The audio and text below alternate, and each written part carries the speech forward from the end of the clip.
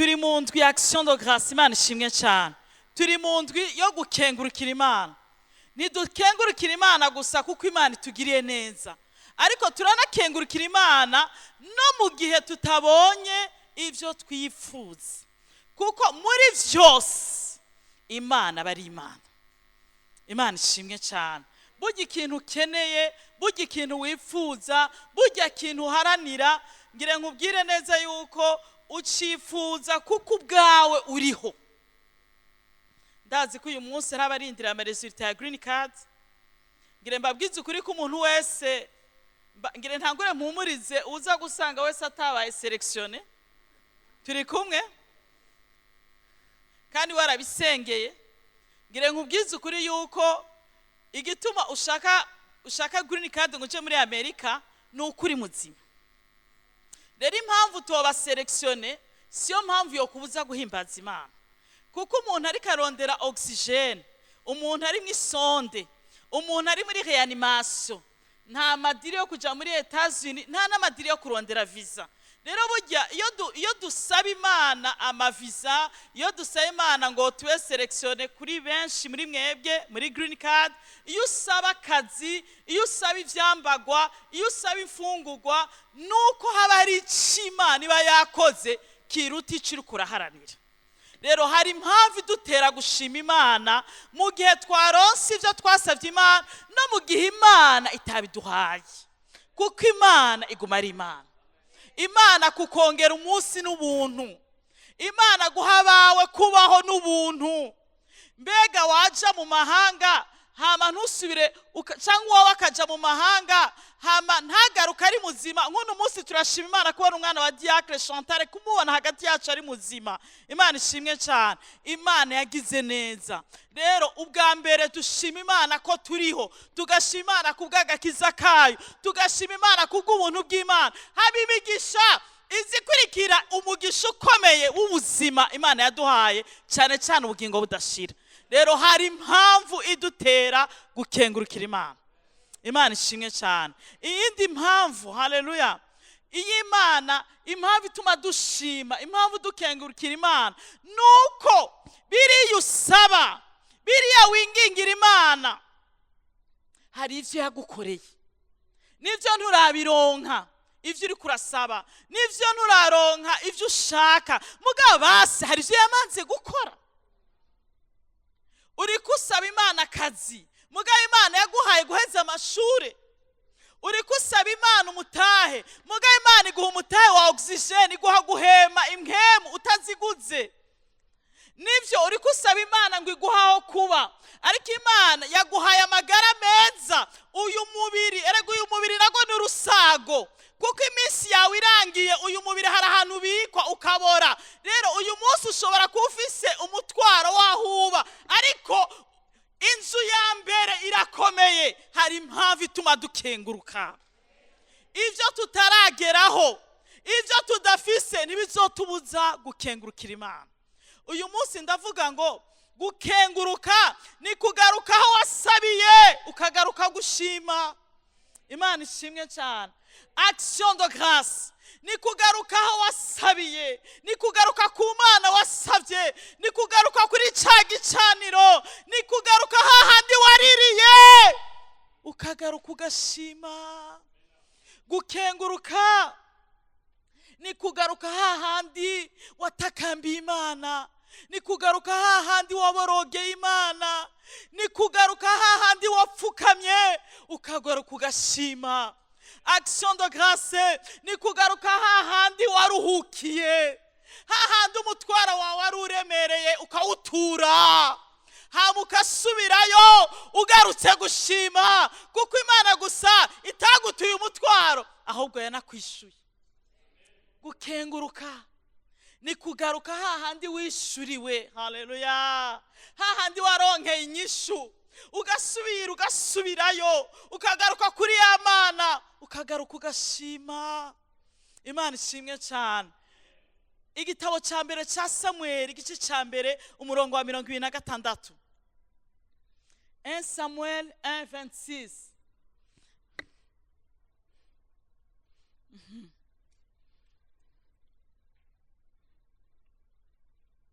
handitswe ngo maze Hana aravuga ati mwami wanje indahiro ni wowe nyene, erega ni jewe wa mugore nari mpagaze iruhande yawe mwami wanje, saba uhoraho, uyu mwana niwe nasaba kandi uhoraho yampaye ico namusavye, nico gitumye ndamugize inkuka y'uhoraho, nico gitumye ndamugushikanira, azorinda apfa ari nyegu yawe, azorinda apfa ari shikanwa ryawe, azorinda apfa ari uwawe, ntazoba uwanje, nubwo namugusavye ndamukeneye. Ari inkuka y'uhoraho. Imana ishimwe cyane, amen. Hana yigeze kuja imbere y'Imana afise agahinda n'umubabaro. Niyo mpamvu ashikiriye umuherezi yabanje kwintroduce, yabanje kuvugwa ari we ati ni jewe wa mugore, kuko igihe yagenda gusenga ikibazo cyari cyaramuhinduye, ku buryo umuherezi yamwitiranije n'imboregwa, yamwitiranije n'umunyangeso mbi. Hari igihe umuntu aca mu bigeragezo, hari igihe umuntu aca mu bibazo, hari igihe umuntu aca mu ngorane hama agasigara asa n'ingorane canke agatakaza n'isura niyongere guca, ku buryo basigara abantu bose bamwitiranya n'ikindi kintu. Ariko Imana ihabwa icubahiro, hari Imana iruhura imitima, hari Imana iruhura imitima. Hana yarashitse imbere y'Imana adashobora no gutobora, adashobora no kuvuga, nkuko Yobu yavuze ngo meze nk'umukuza mushasha ugira umeniki. Hari igihe bishika mu buzima bw'umuntu akumva aruzuye amaganya n'umubabaro, birashikira abantu bakumva boturika, ariko Imana ihabwa icubahiro kubamenya aho baturikira, kubamenya aho babivugira, kubamenya aho babisuka. Hana yagiye ishiro. Ishiro ni mu nzu y'Imana. Ishiro hasigura ngo ahantu ho kuruhuka. Ashitse ishiro asuka umutima wiwe, ntiyaragishoboye no kuvuga, yavuga nk'umuntu yaborewe, ku buryo umuherezi yavuze ngo wa mugore we ngo uzogeze ryari kuboregwa, uzokwa muri umunyangeso mbi. Hari igihe umuntu aba mu bigeragezo, hakagera igihe abantu bagatangura kumucira urubanza kubera ibigeragezo byamuhinduye. Ariko Hana aravuga ati oya, je sindi umunyangeso mbi, nta nubwo naborewe. Mu yandi majambo, naborewe agahinda, naborewe umubabaro.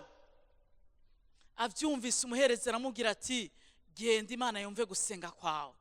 Inyuma y'igihe, Imana ishimwe cyane, ndi n'inkuru nziza. Hari impamvu idutera gukenguruka, hari impamvu ituma dutanga imazi vy'ishimwe. Imana yacu yumva gusenga, Imana irishura. Unyemerere ndagutera intege, Imana irumva, Imana irishura. Abisirayeli bamaze imyaka 400 mu gihugu bari baratwawe nk'inyagano muri Egypte. Hama ku mwaka wa 30, inyuma y'imyaka 130, Imana ibwira Mose ati numvise amaborogo yanyu, nabonye imibabaro mubabarizwa muri Egiputa n'ababahahaza, mpagurutse no kubatabara. Nubwo bababazwa, Imana yarabibona. Nubwo babahahaza bafata nabi, nubwo basenga bakumva ngo ntibishugwa, Imana yarumva. Unkundire ndakubwire kuba no munsi Imana itarakwishura, irumva. Ntabwo kwishugwa, ariko kuvuga ko Imana yumvise. No mu gihe Imana itaratwishura yumvise, kuko yabumvye ugutwi ifise amatwi arenze 2, kandi yabumvye amaso irabona. Rero ntabwo Imana yumva gusenga kuko twishuwe, oya. No mu gihe tutaba turishugwa, Imana iba yumvise ngo nabonye imibabaro mubabazwa, ngo kandi numvise amaborogo yanyu, ngo mpagurutse kubatabara. Byumvikana neza ko hari igihe Imana ishiraho iherezo mu biguhahaza, hariho igihe Imana ishiraho iherezo. Erega ivyo ucamwo vyose biri hagati y'utuzitizo. ukwiye kumenya ko hari imana iri alfa, hari imana iri ntango, hari imana iba ku ntango kandi ikabona ivyiherezo. Rero ibiguhahaza ni ibintu biri hagati entre parenthèses, ni ibintu biri hagati y'utuzitizo. Hari imana iri ku ntango y'ubuzima bwawe kandi hari imana ibona ivyiherezo y'ubuzima bwawe, kuko izina rye ni alfa ni na omega. Rero hagati irahajera, hagati ugwara irahajera, hagati utagira akazi irahajera, hagati ubura umwana irahajera, hagati mu rugo vyanka irahajera, hagati ugwara irahajera. Hariho umuremyi yakumenye kera nyoko na so batakuzi, n'umukunzi wa mbere atakuzi, kandi hari imana ibona imbere hawe gusumba uko habona. Rero iyo mana irahajera. Rero izi gihe izi umwanya bikwiriye igashiraho iherezo. Imana ishimwe cyane. Amen, haleluya, amen. Hana imana iramwibuka igihe kigeze imuha umwana. Hana aja gukenguruka ni gusubira aho wasabiye, ni gusubira aho waririye, ni gusubira kuwuzi yaguhaye. Ujanywe no gushima, aravuga ngo indahiro ni wewe mwami, ndi wa mugore ntushobora kuntora, kuko imana yarampaye guca, imana yarampaye gutwenga, imana yankijije kwiburanirwa, ndi uwundi mushasha, nabonye kugirirwa neza. Ariko uko kugirirwa neza sishobora kuba busy ku mwana, oya ndaza aho yavuye. Sishobora kuba busy mu kazi, ndazi yo kavuye. Siniteguye kuba busy mu muryango, mu rugo, ndazi uwo muryango aho wavuye. Hopfa kuza umuyaga gusuka bakura nk'abana ba Yobu, Nyamugige mayoza nk'uko yaje i Los Angeles n'ahandi California, umuriro nk'uko waje hariya bikarangira. Bisigura ngo ntabwo ntwagwa n'imigisha, ndibukiva, ndibuka uwirinda, ndibuka hora nibuka iyo vyavuye, ndi wa mugore. Ico nasavye imana nico yampaye. Ni nayo mpamvu ari vyiza gusaba imana utomoye, ari vyiza gusaba imana utomoye, niho umenya neza imana ingene yakwishuye. Imana ishimwe cyane. Erega ico nasavye nico yampaye. Uyu mwana niwe naje gusaba, niwe yampaye, kandi yampaye ico nasavye. Imana ishimwe cyane. Erega ukwiye kumenya neza yuko ico ukeneye kiri mu bubiko bw'Imana. Imana ishimwe cyane. Ijambo ry'Imana ravuga ngo abana n'ingabire Imana itanga, kandi n'impera y'abagororotsi. Abana bava ku Mana. Ngire ngubwire ko isi nibiyuzuye biva ku Mana. Nimba utabifise suko Imana yabibuze, oya, Imana izinge nikora kuko iri souverain, izi bibereye. Rero ibiri mu isi biri mu kiganza cyayo. Imana ishimwe cyane. Rero ukwiye kumenya neza ati umva, iyo usaba Imana nutomore. Imana ishimwe cyane. Amen. Nuvuge neza ico usaba n'ico ushaka. Amen. Niho uzomenya ingene ushima. Hama Imana kuko ari iri souverain, kuko ari Imana iganje igakora ikibereye. Ariko nk'umwana arenguka kwase, erega ukwiye kumenya ko wewe utakira umushumba. Yesu yaravuze ngo si nk'ibita abakozi, ndabita abakunzi. Umukunzi rero, umukunzi ariyagura imbere y'umukunzi wiwe. Umwana ariyagura imbere y'umuvyeyi wiwe. Imana ishimwe cyane. Haleluya. Niyo mpamvu jewe iyo nsenga ndatomora. Imana ishimwe cyane, ndabivuga neza. Mana abaririmbyi baravyibuka.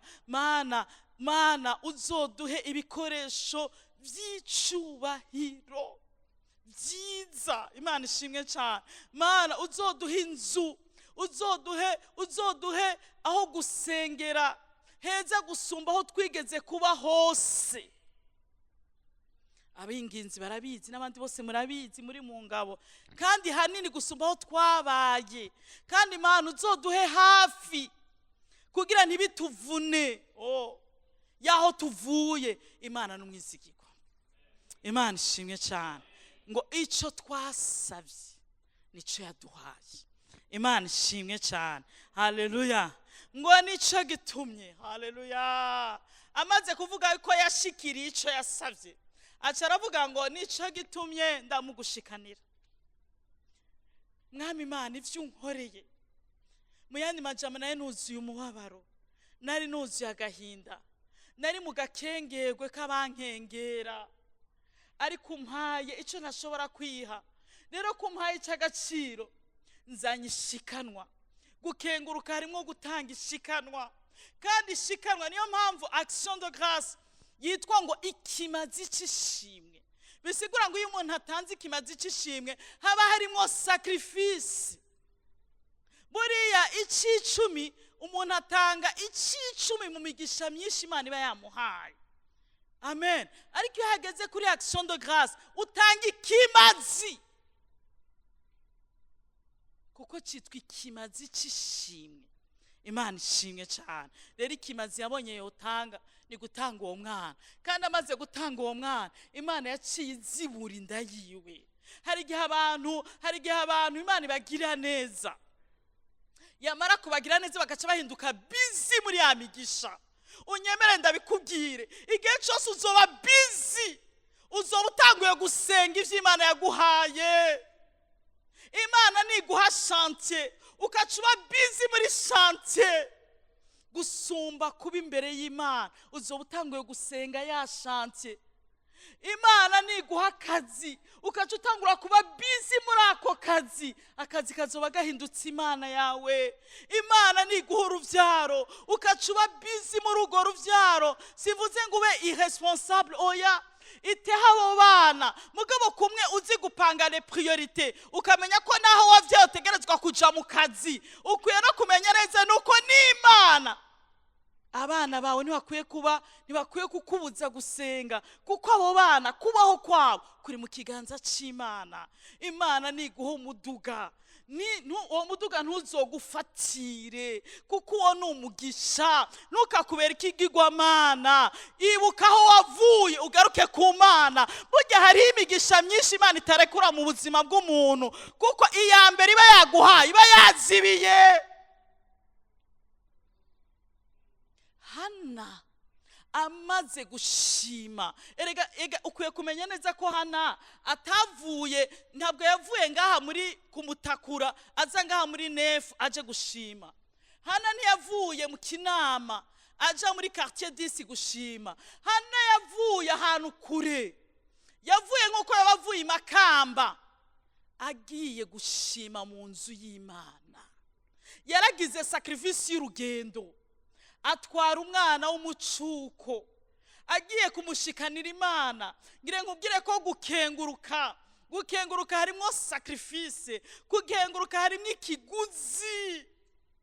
Imana niguha amaguru ukaba udafise amagufa ariko arabungwa, ayo maguru yawe ntazokubuze kujana mu nzu y'Imana nubwo uzobura déplacement, kuko hari abandi amaguru ariko arabungwa, hari abandi bakeneye ababaterura. Ntabwo amaguru yawe ari kwinonora umutsi gusa, akwinonora imitsi gusa, nta nubwo ari gushaka amafaranga gusa. Amaguru yawe akwiye kwibuka utumye akomeza kuba mazima. Imana niguha amaso yo kubona, ntabwo ari yo kwicara muri telefone ngo usange umunsi wa 24 wose amasaha 28 telefone yatwaye ngira nk'amasaha 8, ku buryo n'abantu muganira utakibimenya. Hari n'abantu mu nzu y'Imana batibuka uko bari no mu nzu y'Imana, ugasanga buguriye Facebook kabisa, kubera bamaze gufatwa n'iyo ngeso, canke WhatsApp, kubera telefone yamaze guhinduka ikigirwamana. Mbega urazi neza yuko iyo telefone imaze kuba mu ntoki yawe udashobora kuyirekura, ibihindutse Imana yawe. Nyemerera iyi action de grâce umenyereze ko hari Imana irinze ubuzima bwawe, hari Imana iguha igihumbi c'amayinite, hari Imana irinze abacu. Kengurukira Imana.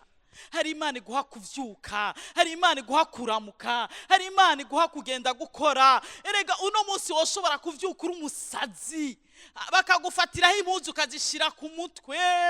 igihe nari mu masengesho Imana nyeretse umuntu ngo nkwiye gusengera yari umuntu nkwiye gusengera ndetse kumuvuga ukunda ariko ndamubona yabaye umusazi abantu bose twataye umutwe ngire ngubwire ko uri buzima ubwonko bwa buri buzima n'ubuntu bw'Imana wowe watanze iki ngo uri umusazi utawe kutawuri umusazi uno munsi usingorane y'ivyo wambara ngo amatara yacitse ngo ntugorora mugabo servo yawe ntuyikontrola ushobora kuvyuka ugasanga insinga zakoranyeko ukiruka mwibarabara rero ubwo bwonko sibwo gushaka amafaranga gusa ubwonko sibwo kwiyumvira ivyo ujya gusa ubwonko sibwo kwiyumvira ivyo wambara ubwonko ukwiye kumenya ko buri mu kiganza c'Imana amaserire yo mu mutwe imitsi yo mu mutwe hari uyirinda hora wibuka gushima hora wibuka gukenguruka abana turabaryamika ariko nta numwe abarinda muri iryo tiro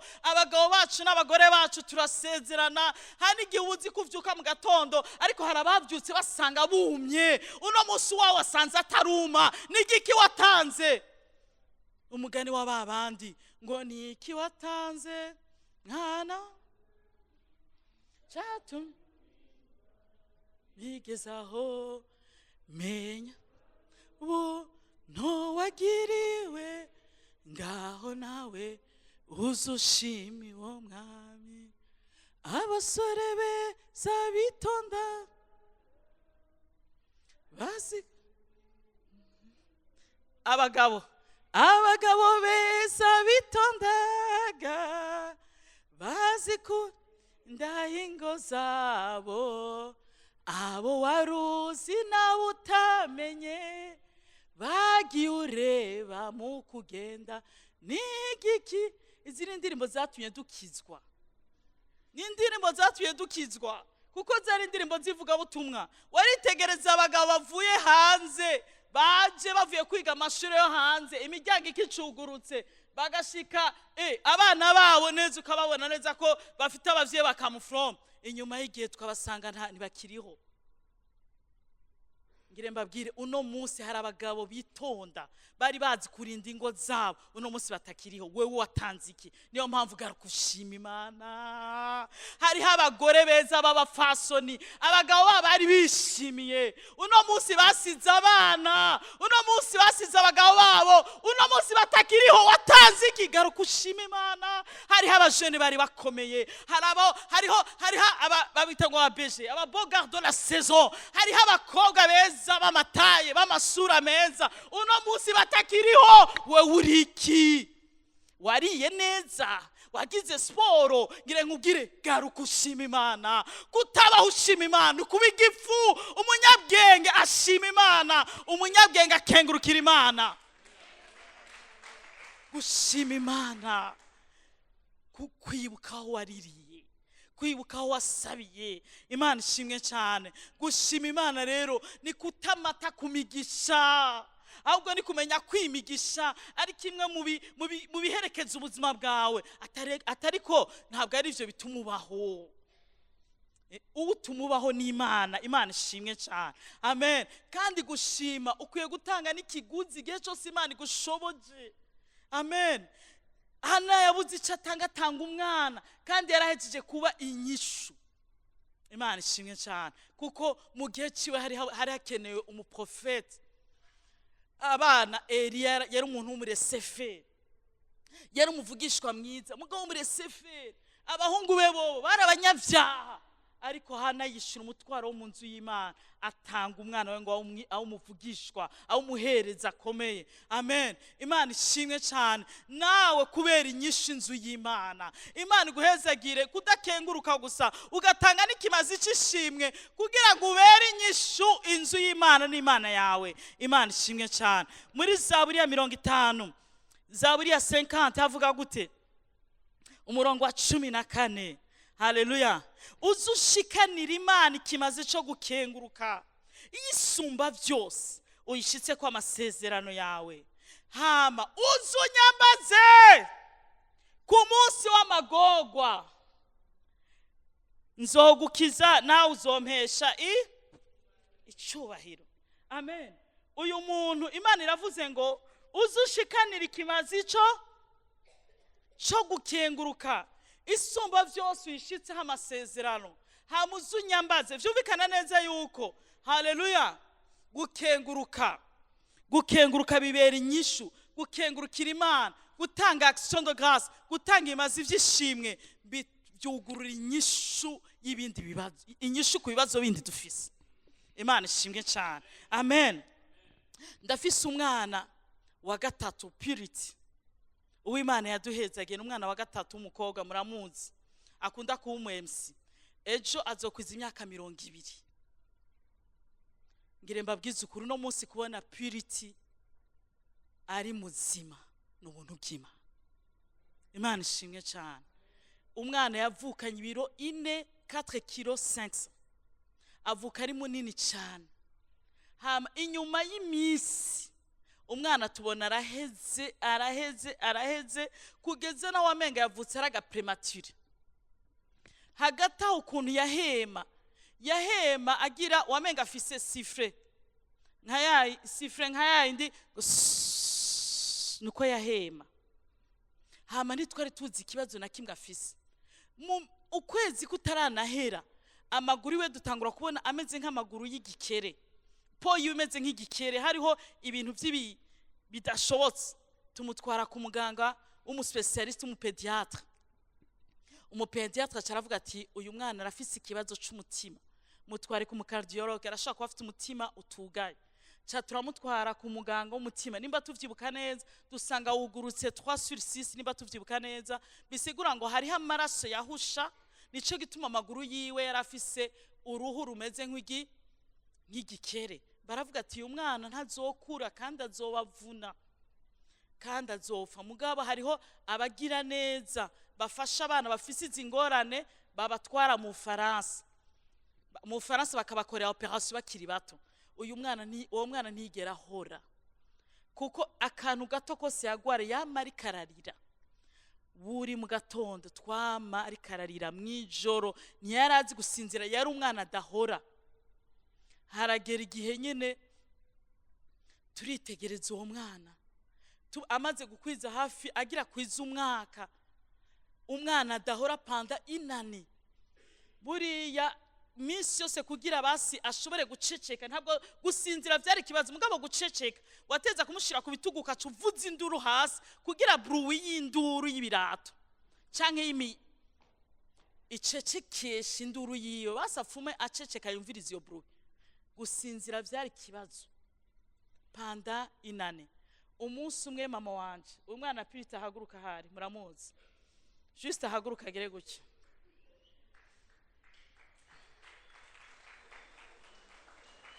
haguruka neza, kengurukira Imana, duza ibiganza gutya, amen. Umunsi umwe fata urugendo, kandi urwo rugendo navuga ni ouverture yuko Imana yocira inzira nkaronka uko mvuga n'abaganga, hama umwana agashobora kwivuza.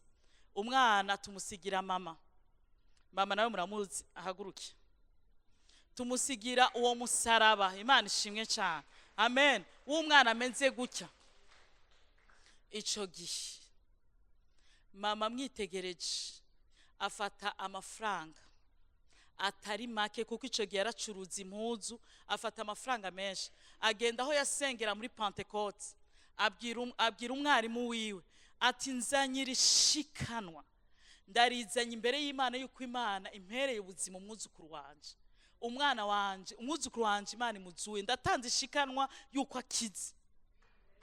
Basengera ishikanwa. Uyu mwana hageze ku myaka 3, imyaka 2, kuko urumva umwaka wa mbere yavuze c'est pas grave, imyaka 3, imyaka 2 baca batubwira ko umwana tangura kubona umwana yevuriwe ahaguruka. Sino umwaka 2 ntiheri bwahaguruka, kuko imyaka 3 namutwaye mu ishuri bambwira ngo ntageze, kandi yakuje 3, kuko umwana wa 3 yasa n'akana gafise 8, ku myaka 3 yasa n'akana ka 8. Ku myaka 5 niho umwana yavundurutse, mugabo hagati aho ntiyasubiye kurira inyuma y'iryo shikana, ntiyasubiye kutuvuna inyuma y'iryo shikana. Uno munsi ejo azokwiza imyaka 20. Imana ishimwe cyane. Turashobora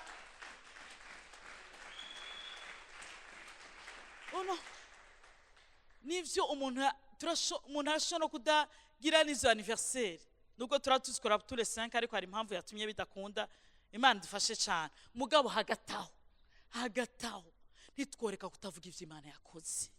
Haleluya. Kuko iyo tutavuze ivyo erega twavuga tuterega hari umwana Imana yaduhaye uyu munsi afise imyaka 20 ntawe dugifise. Mbega kutibuka gushima. Barazi ko iyo wabuze ikintu ari ukiririra gusumba igifise. Shima Imana kubukucu ufise. Shima Imana kubufise kuko misoso amuvuga ngo je ngifise mama, iyo ngifise papa. Mugabo nturashima kumufise. Urindire ko azopfa kugira utangure kuvuga ko iyo ukimufise. Urindire gukenguruka, urindire kuvuga ngo umwana wanje ngo nawe abageze kubaka. Shima Imana ko ageze mu bigero byo kubaka. Imbere yo kurira yuko atararonka umugabo canke atarara umugore, shima Imana ko utamuhamvye. Hari impamvu ituma dukenguruka, hari impamvu ituma dushima.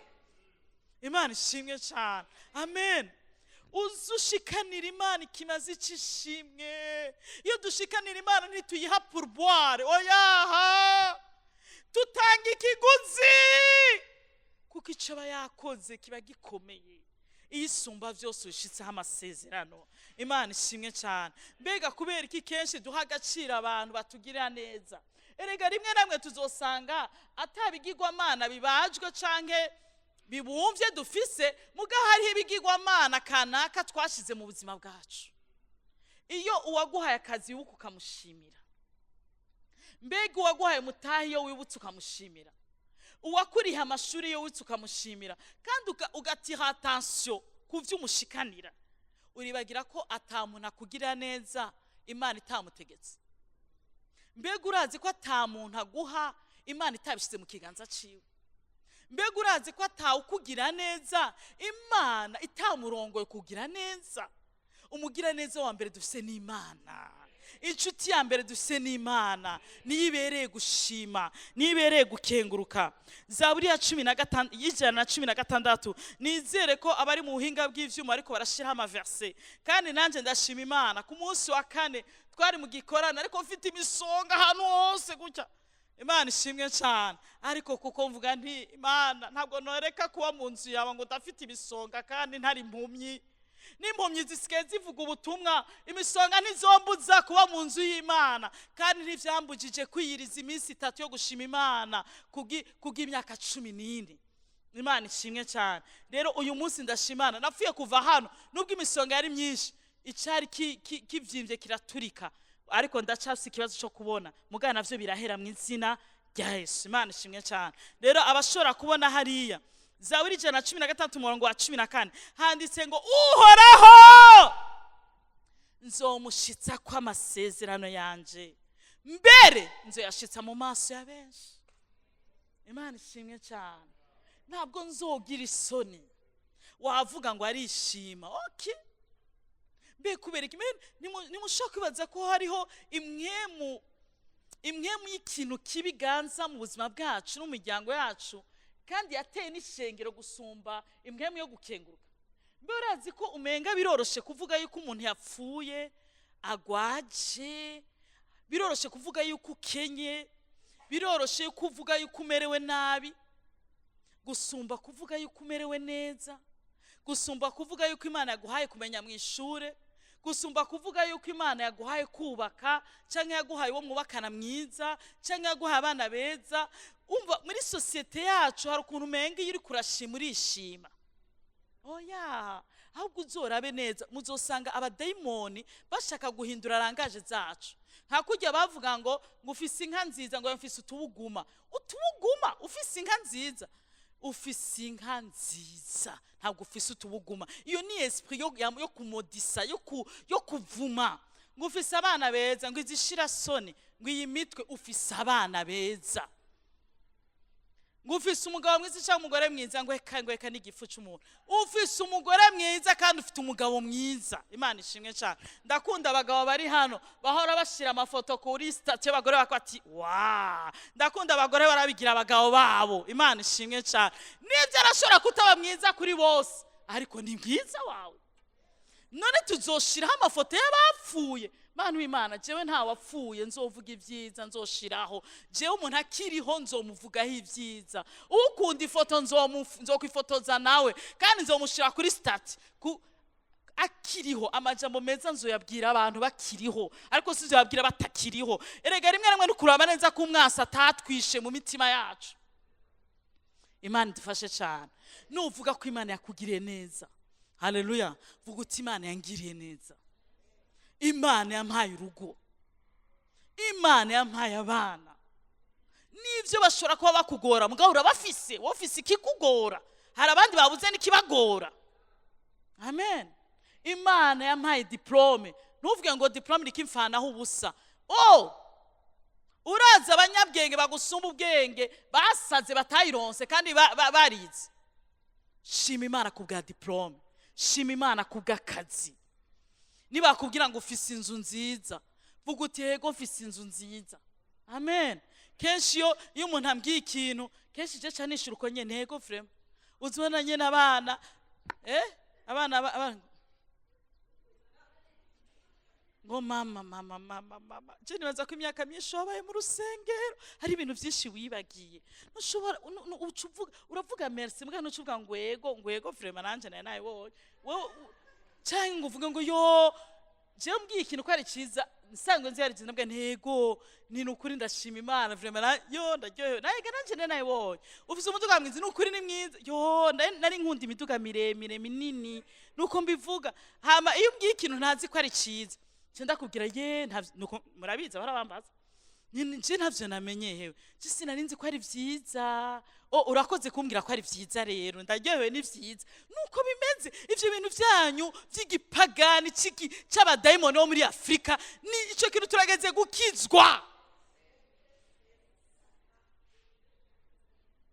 niba kubwira kuri mwiza vuga uti urakoze amen urakoze mu mutima uti nanje ndazi ko ndi mwiza kuko naremwe mu buryo butangaje niyo mpamvu atamu misi baratora abamisi mu batereka hajya twese twotora uwacu uri mwiza kandi waremwe mu buryo butangaje ufise umugabo mwiza ufise abana beza ufise umugore mwiza ufise abavyeyi beza ufise abavukanyi beza bene data ni beza ivyo Imana yaguhaye byose ni vyiza kandi ni wavyatura bizobuko nyene kuko ururimi rurarema kandi urupfu n'ubuzima buri ku rurimi Imana idufashe cyane amen haleluya dusoma ubutumwa bwiza bwa Luka igice ca 12 umurongo wa 17 haleluya gukenguruka ni kugaruka aho wasabiye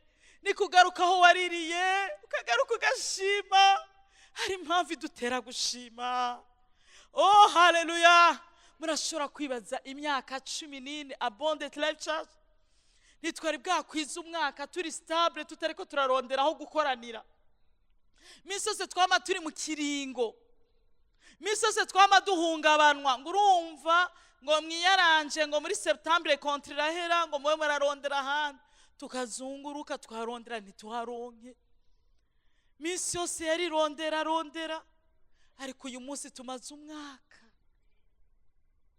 dutekanye amen tumaze imyaka 2 2 ans apana umwaka imyaka 2 dutekanye ntabwo ari umwaka imyaka 2 urazi ko abantu barabagira mariage bakaza kumbwira ngo azogira mariage muri December dufise batugiye bati ni murabe ingene mwinjira muri avance ariko rero Imana ishimwe yagiye turindira ko batigeze batwemera kwinjira muri avance tutabisemo baradukangira ngo mwinjire muri avance twiteze kwinjira muri avance ngo yango nimwe murahakoranira tubabajije kuko dukwiye kuba bizigirwa tukabaza tuti no twinjire muri avance kandi twabaza tudafise yo tuja ngo nimwe murahakoranira ariko hagati umuntu akavuga ngo mariage zo gati none umuntu hambwe rero buriya turiko turaronderaho dusengera tuzomuhezagira muri reception tuzohezagira Imana hari impamvu ituma tworara hano hari impamvu anniversaire 14 baravuze ati pastor hari hakenewe gato warukeneye gufungura oya yo nta na apeti nogira kuko imyaka myinshi ndibuka nje imbere y'Imana ndirira, turi ahantu turyama hatagira isima, turi ahantu mu nkungugu, ibivumbi bica hejuru, tudashobora gutransforma kuko atari wacu, kandi transformation yose batazoyidusubiza, kandi isaba uburyo bwinshi duteza kwishura. Ukaharyama ukamara iminsi 3. Uyu munsi turonsaho kuryama dusengera ha VIP, amadushe n'amatoilette hari mu vyumba vy'amasengesho. Twihute kuryama gatoya, nubwo ivyiso vyongana gutya, nubwo imitsi yoduga, tuzoba mu ngoro y'Imana. Ntituzibagira iminsi twarize n'iminsi twaborogeye Imana. Dukwiye kugaruka tugashima. Hari impamvu idutera gushima, hari impamvu idutera guhimbaza Imana. Luka 17 umurongo wa 12 kugeza ku 10. Ubutumwa bwiza bwa Luka 17:12. Ndakwifuriza kugira ubuzima bushima Imana. Uzobona ibitangaza bitanguye gukoreka. Ukwiye kumenya neza yuko ingorane zawe ntisigura finale. Oya, ingorane yose hari igihe bari intango shasha y'ibihe vyiza. Ingorane hari igihe bari saison shasha.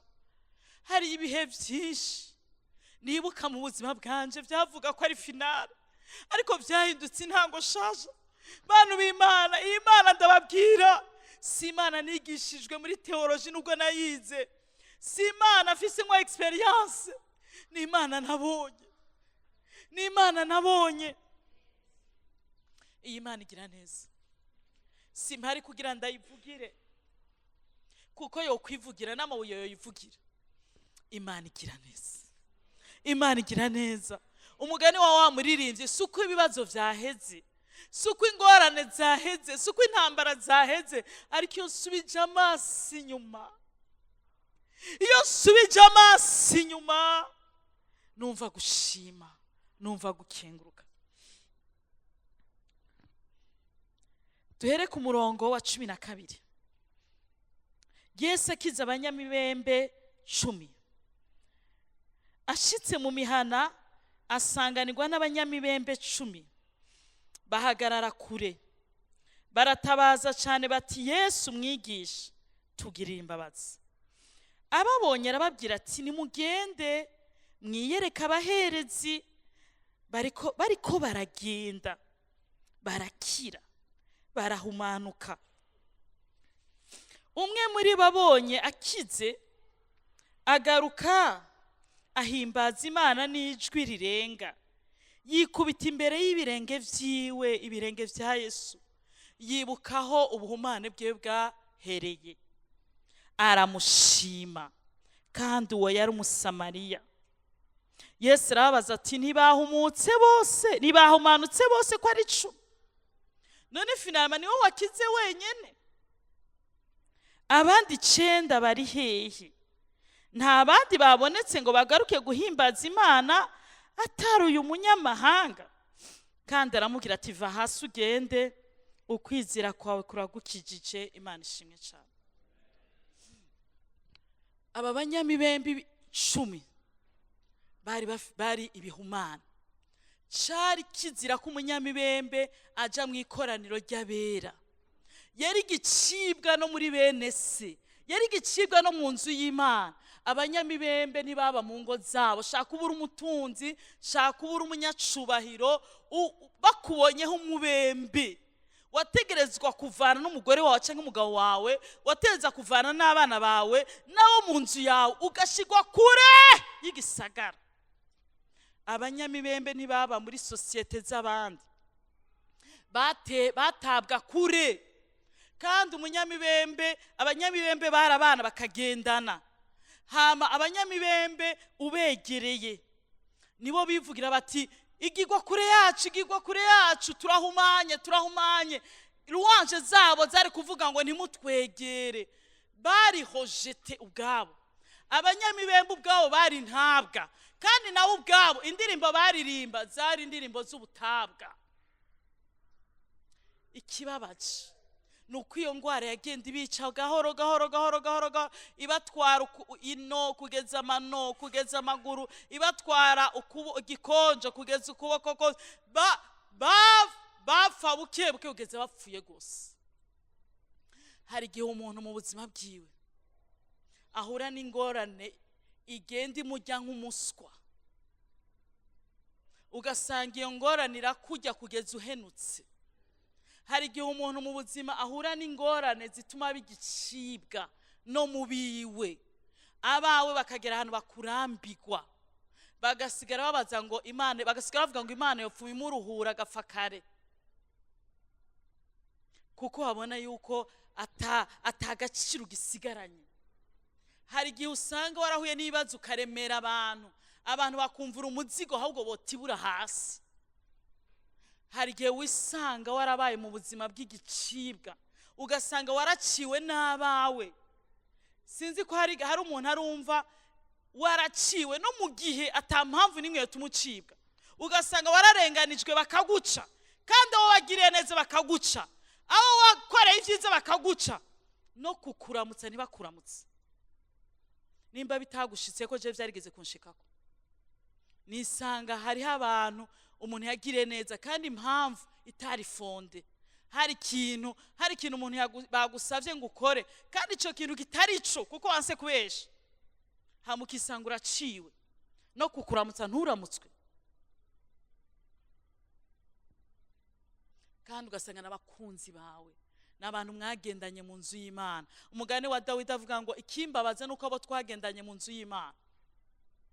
Hari igihe wisanga n'umuryango wawe kubera bibaze ko ataho uzoshika, ugasanga bakoranya amanama ngo uyu muhungu wacu, uyu mukazana wacu, uyu mukwe wacu reka tumuce, ugasanga uwawe araguciye kuko uri umuhungu we cyangwa umukobwa we cyangwa umukazana we cyangwa bakaguca, kuko bibaza ko ejo batazogukenera cyangwa bibaza yuko bikwije. Nubwo bo bikora, hari gusanga bibabaza. Hari igihe wifuza kugenda kuraba umwana wasengeye, umwana waririye, mugasanga uwo muntu waramusengeye muri babiri, waramuririye muri babiri, mugahageze kuhagera baranse kugutumira kuko babona kudakenewe. Ivyo byose ni ibintu bigaragara nk'umubembe. Hariho umuntu mu buzima Imana yangendeye, nari Pasteur, irambwira ngo uyu muntu akaramuka aje gusenga, uyu muntu nabona aje gusenga, kuko Imana ntivuga nka film, namubonye aje gusenga ndamushira amavuta, ndamusiga amavuta, nza numva ndamwatuye ngo akira ubuzima. Inyuma dimanche hari samedi naraye mu rusengero nk'uko dimanche wa muntu acaraza ntirasangwa asengera ngaho, hama ndamutwara muri biro ndambwira nti hari ikintu nabonye noshobora kugikora, ngwego ndagikoze. Uku kwezi nyine bantelefona bari kumwe n'umugabo ngo Imana yaduhaye ngo nasame, ntumvirize, nabonye n'umwana muzovyara, n'umwana w'umukobwa azoza sanaso. Uwo mwana nasuye kumubona atambuka yigana n'umwana wanje umuhererezi. Nibananyemereye ko ndamukoraho. Hari igihe ubuzima bw'umuntu, mvuze ivyanje kuko ntovuga ivyawe, ariko hari igihe ubuzima bw'umuntu bumera nk'igicibwa. Kandi ngire nkubwize ukuri nuko nabohotse Uburundi nuko nabohotse Kinyafrika nkavugira hejuru, ariko nawe we iyo yose atakugira neza uri igicibwa. Nawe we iyo yose atakwibuka uri igicibwa.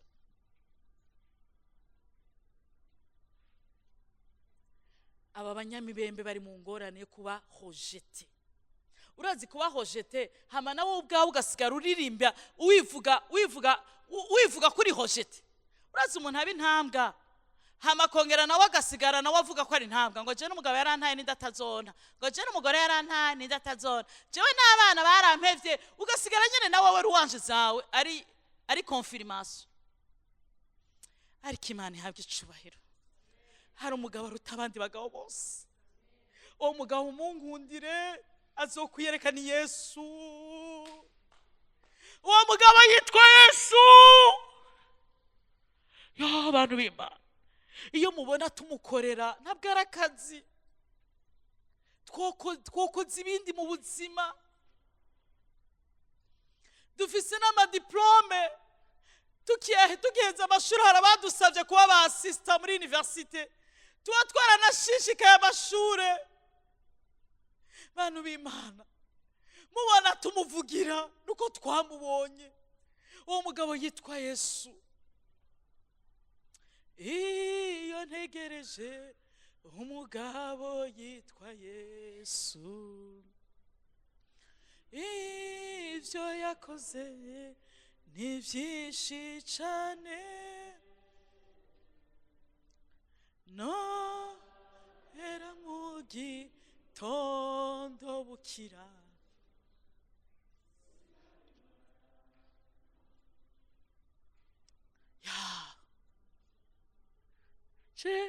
Yesu aramurikira ntari nuzuye.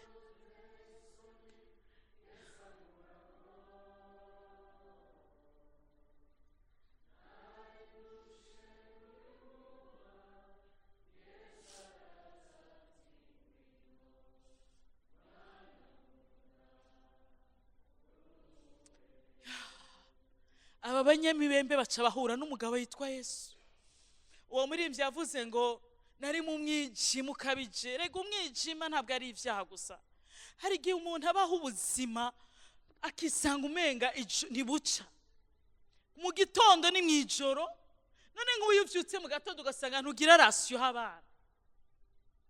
Ubaza ko butaba bwije. Hari igihe umuntu mu buzima yisanga yibera mu mwijima. Ukwezi naco kumubwira mwe murazi ko turi lo 4. Ariko hari umuntu lo 4 na lo 3 na lo 2 naco yimubwira kuko nagira umushahara.